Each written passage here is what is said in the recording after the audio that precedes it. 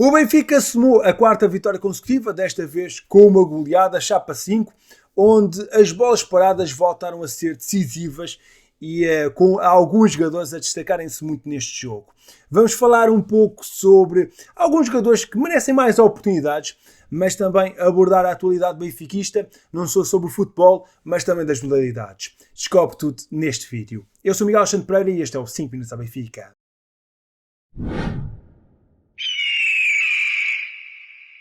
Chapa 5 na Luz, o Benfica recebeu e goleou o Gil Vicente por 5-1 em jogo a contar para a 7ª jornada do Campeonato Português.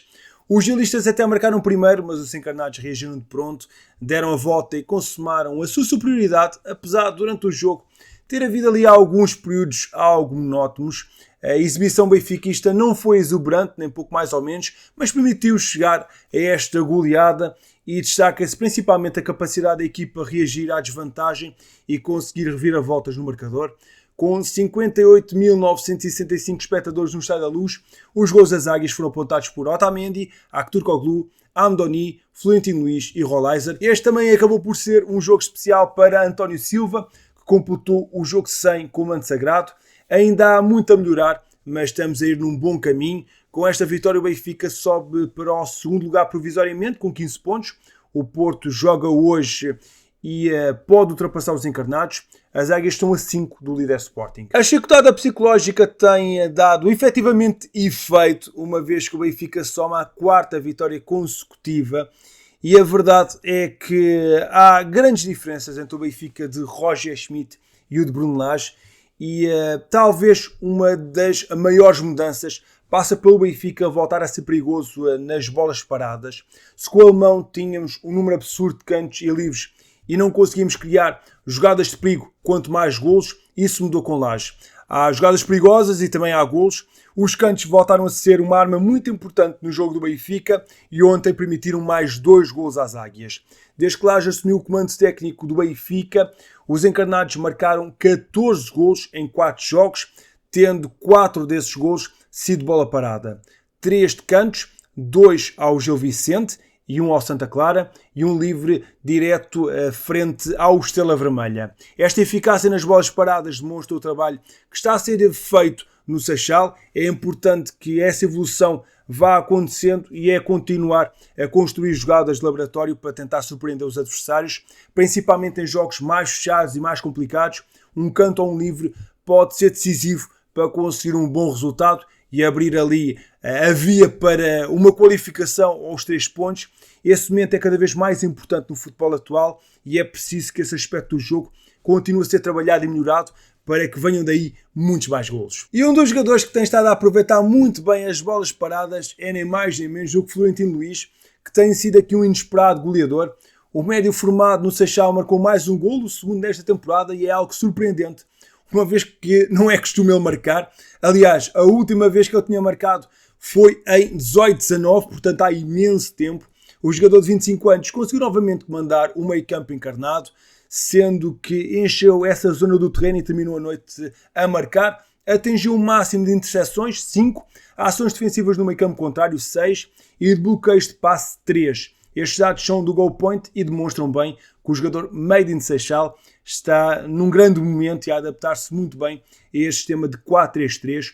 O Tino até teve um papel importante no Benfica de Roger Schmidt, mas é com Bruno Lage que o vemos num dos seus melhores momentos de águia ao peito, e isso é fácil de explicar-se. Está a ser claramente um 6, a sua posição de origem. O passe ainda continua a ser um problema, há ainda alguns passes errados que faz sem necessidade, mas até nesse aspecto ele tem progredindo. Há uns anos não se via Florentino Luís a arriscar num passe longo. Claramente dá para ver que é um jogador que está moralizado e as coisas têm-lhe corrido muito bem, não só pelos gols que tem marcado, mas também pelo trabalho que tem feito no processo defensivo. O povo parece estar novamente de volta e é só olhar para o mapa de calor que está aí na imagem e dá para ver que o homem parece que já está em todo o lado do campo. Esperemos que ele continue assim neste bom momento, porque o Benfica só fica a ganhar. Bruno Lage, por enquanto, tem mexido pouco no 11, tem feito poucas alterações à equipa, procurando um maior equilíbrio numa fase em que o conjunto ainda está em evolução, ainda está a perceber as novas ideias do treinador. O certo é que há já alguns jogadores que começam a candidatar-se a ter mais minutos de jogo e um deles é Amdoni. O internacional suíço tem apenas 67 minutos pelo Benfica, divididos em 4 jogos, mas já deixa água na boca. Apesar do pouco tempo em campo, é daqueles jogadores que mexe com o jogo quando entra. O suíço vai entrando e demonstrando características muito interessantes. Já mandou 2 bolas ao ferro, teve outra grande oportunidade e ontem marcou um belo gol de fora da área que sossegou os adeptos benfiquistas, o que seria o 3-1. E que foi muito bom aquele gol, sem dúvida nenhuma. No final do jogo, Amdoni não escondeu a felicidade de jogar e marcar na Luz. A sensação é magnífica, especialmente quando se marca um gol. É um sentimento inacreditável. Espero que possamos continuar com bons resultados como este. É certo que ainda tem muita concorrência na equipa, mas começa a fazer cada vez mais sentido ver o Suíço a ter mais minutos pelo Benfica. E se continuar com o pé quente, pode ser um caso sério. Um jogador a sair do banco com uma arma secreta, ou mesmo a começar de início e ser já desde o início do jogo um jogador que consiga ser protagonista e ajudar a equipa. É importante perceber como é que vai ser a sua evolução nas próximas semanas, mas os primeiros minutos estão a ser bastante interessantes. Acho que ele está a prometer muito e esperemos que ele possa continuar então a demonstrar a sua qualidade e quem sabe ser um jogador muito importante nesta época 24-25 e se apresentar um excelente nível, quem sabe, para épocas futuras, uma vez que temos uma opção de compra para o contratar em definitivo. Quem também está a regressar à sua melhor forma é Rolaiser, que depois de se ter lesionado na pré-época, foi titular nos primeiros 2 jogos brunelage, mas nas últimas 2 partidas voltou ao banco de suplentes. Frente ao Boa Vista não jogou. Ontem entrou aos 68 minutos e respondeu da melhor forma. Uma boa entrada, mostrando-se muito solto e com grande ambição. É isso que se deseja. Somou uma assistência e um gol. Foi uma bela oferta do guarda-redes, é certo, mas mostrou que quer continuar a lutar pelo seu lugar e isso é extremamente importante. Acho que não é surpresa para ninguém eu dizer que gosto bastante de Rolaiser e acho que vai ser um jogador muito importante para a nossa equipa. É um argentino que vai para o campo com garra para mostrar que pode ser uma opção, tendo a titularidade ou começando o banco de suplentes. Não importa quantos minutos tem, vai sempre lutar e procurar mostrar o seu valor, até pela capacidade de jogar em várias posições, seja nos 2 flancos ou no corredor central. Pode ser aqui um joker muito importante para a equipa. A sua versatilidade será muito útil para que o plantel tenha sempre soluções de qualidade para responder. Parece-me que com o desenrolar da temporada, Rolaiser vai ter mais espaço para ter maior protagonismo na equipa e acho que este gol e esta assistência vêm-lhe dar ainda mais moral para que ele continue a trabalhar e a apresentar um bom nível. Acaba também por ser aqui um jogador muito interessante para termos aqui, quando é necessário, mexer um bocadinho, dar minutos a este Rolaiser, acaba por ser sempre uma boa decisão. Teve um início de temporada muito bom e agora tem estado a jogar adaptado a lateral direito, mas continua a despertar o interesse estrangeiro. O fim de mercado colocou Tomás Araújo na mira de vários clubes, como o Chelsea, o PSG e o Crystal Palace, mas o Benfica optou por segurar o defesa central. Contudo, os Blues mantêm o central como alvo para o futuro. Segundo revelou Fabrício Romano, o Chelsea continua a seguir Tomás Araújo, a par de Castelo Luqueba, do Leipzig. Tomás Araújo começou a época como titular, com 3 jogos seguidos de início, e acabou por voltar ao 11 nos últimos 2 encontros, frente ao Boa Vista e Gil Vicente, alinhando como lateral direito para compensar a ausência por lesão de Alexandre Bá. Tal como no verão, o desejo do Benfica em janeiro é manter Tomás Araújo, pois acredita que o jovem central pode ser um elemento muito importante para a equipa, a não ser que aconteça algo muito inesperado. O desejo passa por segurar os jogadores fundamentais na equipa e não os deixar sair antes do final da temporada. Os sócios do Benfica chumbaram o relatório e contas do clube relativo à época 23-24 na Assembleia Geral, que começou na sexta-feira e só terminou na madrugada de sábado. Num universo de 1129 sócios que estiveram presentes no pavilhão número 1 da Luz, 53,63% votaram contra e 46,37% a favor do resultado líquido negativo de 21,1 milhões de euros registados na temporada passada. A AG do Benfica foi marcada pela intervenção de vários sócios. A reunião magna foi de resto conduzida pelo novo presidente da mesa, José Pereira da Costa, isto depois da demissão de Fernando Seara na última Assembleia Geral. Nesta Assembleia, o presidente do Benfica, Rui Costa, garantiu que as Águias não vão voltar a apresentar as contas do clube com um resultado tão negativo como aquele que surgiu na época 23-24. Para esta época procuramos corrigir o que correu menos bem, pretendemos renovar os títulos ganhos e irmos em busca de novas conquistas. A nossa história e os nossos sócios assim o merecem e vamos fazê-lo com solidez e estabilidade económica, retificando o que aconteceu neste exercício, corrigindo o resultado negativo apresentado, um resultado que não é bom, que não queremos que se repita e que, embora tenha a sua justificação, não voltará a acontecer, disse então o presidente das Águias. Rui Costa também explicou o despedimento de Roger Schmidt, admitindo que a saída acabou por ser tardia. O jogo em Famalicão foi bastante pesado para todos e, de facto, criou aqui um fosso. Os jogos seguintes, 2 vitórias e um empate em Moreira de Cónegos, não nos trouxeram as exibições e resultados que pretendíamos e criou um fosso de 5 pontos. Daí a minha tomada de decisão, que pode ter sido tardia. Acreditei que fosse o treinador do projeto, acreditei erradamente. Hoje é fácil apontar esse erro, mas acreditei explicando o motivo da renovação, mesmo que erradamente possa ter sido. As decisões são para serem tomadas e tive de tomá-las. Entendi e acreditei que estaria sempre mais perto de voltar ao primeiro ano do que ao que foi o final do segundo. Foi uma decisão tomada a pensar nos interesses do Benfica, explicou o presidente das Águias aos sócios. O presidente do Benfica fez ainda um ponto de situação sobre a rescisão com o treinador alemão. Estamos no processo de rescisão, estamos a negociar com o advogado Roger Schmidt, estamos num processo negocial, mas os números que se ouvem falar, pagar 30 milhões de euros, jamais iríamos pagar, jamais estamos perto de pagar uma verba destas, não posso confirmar a verba que iremos pagar, mas está muito longe dos 30 milhões de euros que se tem falado, sustentou o líder do Clube da Luz. Foi uma grande vitória das Jovens Águias. O Benfica B derrotou o Passos Ferreira por 0-3, em encontro a contar para a 6ª jornada da segunda Liga. Nelson Veríssimo escolheu o seguinte 11 para este encontro. André Gomes foi o guarda-redes titular. Diogo Spencer, Gustavo Marques, João Fonseca e Francisco Domingos formaram o quarteto defensivo. Diogo Prioste e Rafael Luís foram a dupla do meio-campo.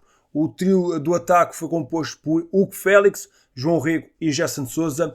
Gustavo Varela foi o avançado escolhido. Jogaram ainda Nuno Félix, João Veloso, Luan Farias, José Melro e Lacroix. Depois de ter empatado com o Oliveirense, as Jovens Águias queriam voltar aos triunfos e conseguiram isso mesmo. Francisco Domingos, capitão da equipa, marcou o primeiro golo aos 34 minutos, através de uma jogada de insistência. Foi o primeiro golo do lateral na equipa B. Já na segunda parte, 2 suplentes foram os marcadores dos golos. Aos 79, Luan Farias cruza em zona privilegiada para João Veloso cabecear para dentro da baliza. Estreou-se também a marcar pela equipa B do Benfica. Ele tinha estado em grande destaque na Premier League International Cup. Já José Melro finalizou as contas nos descontos, registando o segundo gol da época. Desta forma, a equipa secundária do Benfica está no segundo lugar da segunda Liga, com 13 pontos conquistados, a 1 do líder Penafiel. Vitória histórica com troféu conquistado pela primeira vez. O voleibol feminino do Benfica conquistou pela primeira vez a Supertaça Feminina de Voleibol ao vencer o Porto por 3-1, 16-25, 25-19, 25-23 e 25-15 em final disputada no pavilhão municipal de Santo Tirso. As Águias vencedoras da Taça de Portugal em 23-24 ainda perderam o primeiro set diante das campeãs nacionais, mas recuperaram nos parciais seguintes e fecharam o encontro por uns esclarecedores 3-1. As encarnadas conquistaram assim pela primeira vez a prova, num ranking liderado pelo Castelo da Maia, com 6 troféus. É uma excelente forma de começar a temporada, logo a fazer história, que seja o pronúncio para uma grande época. É mais um troféu conquistado, praticamente uma semana depois de em Aveiro termos ganho a taça Vítor Hugo. A equipa feminina de basquetebol do Benfica conquistou o segundo troféu da temporada 24-25 ao bater o Gdessa do Barreiro por 61-54 na decisão da Supertaça disputada no pavilhão multiusos de Sines. As campeãs nacionais entraram fortes e dominaram a primeira parte, chegaram a ter uma vantagem de 13 pontos, mas o Gdessa reagiu no segundo tempo e procurou aproximar-se do marcador, mas a ponta final voltou a sorrir para a Turma da Luz, que conquistou então a Supertaça. Milika Ivanovic foi eleita MVP da final com 14 pontos, 4 ressaltos, 2 assistências e um roubo de bola. A equipa de basquetebol feminino do Benfica conquistou então a Supertaça Feminina, a terceira da sua história, como em 21-22 e 22-23. o Cabo Madeira é a líder nas supertaças com 8 conquistadas. Contudo, infelizmente, não foi possível fazer o pleno de supertaças, pois a equipa masculina de basquetebol do Benfica acabou por ser derrotada pelo Porto por 93-97 após prolongamento. Houve sempre muito equilíbrio durante a partida, tanto que se registaram diversas alternâncias no marcador ao longo do jogo. A primeira metade acabou por ser melhor jogada, com o Porto a ser a vantagem por apenas 2 pontos, 44-46. O Benfica ainda chegou a empatar no terceiro período, 50-50, mas o Porto voltou a fechar o terceiro período em vantagem, neste caso por 63-67. O conjunto azul e branco voltou a descolar no último período, chegou a uma vantagem de 5 pontos, 70-75, mas o Benfica voltou a empatar o jogo e nos 3 minutos finais passou mesmo para a frente do marcador. Os últimos segundos do último quarto foram de tirar a respiração e a 13 segundos do apito o Benfica venceu por 84-80, mas o Porto empatou e levou o jogo para prolongamento. Na etapa complementar, a equipa dos Dragões voltou a descolar e acabou por reclamar o troféu com uma vitória por 93-97. Não era este o início de temporada desejado por parte da equipa de basquetebol do Benfica, mas que ao longo da época seja possível contrariar isso e voltar para cima e conquistar uns troféus. Amigo, muito obrigado por teres ficado até ao fim do vídeo. Não te esqueças de deixar na caixa de comentários a tua perspectiva sobre os temas que estivemos a falar. Quais é que são as mudanças que o Bruno Lage colocou no Benfica que te estão a agradar mais e o que é que tu achas aqui sobre o futuro da Amdouni e Rolaiser? Achas que eles merecem mais minutos ou precisam de continuar a trabalhar mais? Estou muito curioso para saber a tua opinião. Caso não tenhas feito, não te esqueças de deixar um gosto neste vídeo e subscrever o canal. É muito importante continuar a receber o teu apoio diário e deixa na caixa de comentários #goleada na luz. Eu sou Miguel Alexandre Pereira e estes foram os 5 minutos à Benfica. Saudações benfiquistas.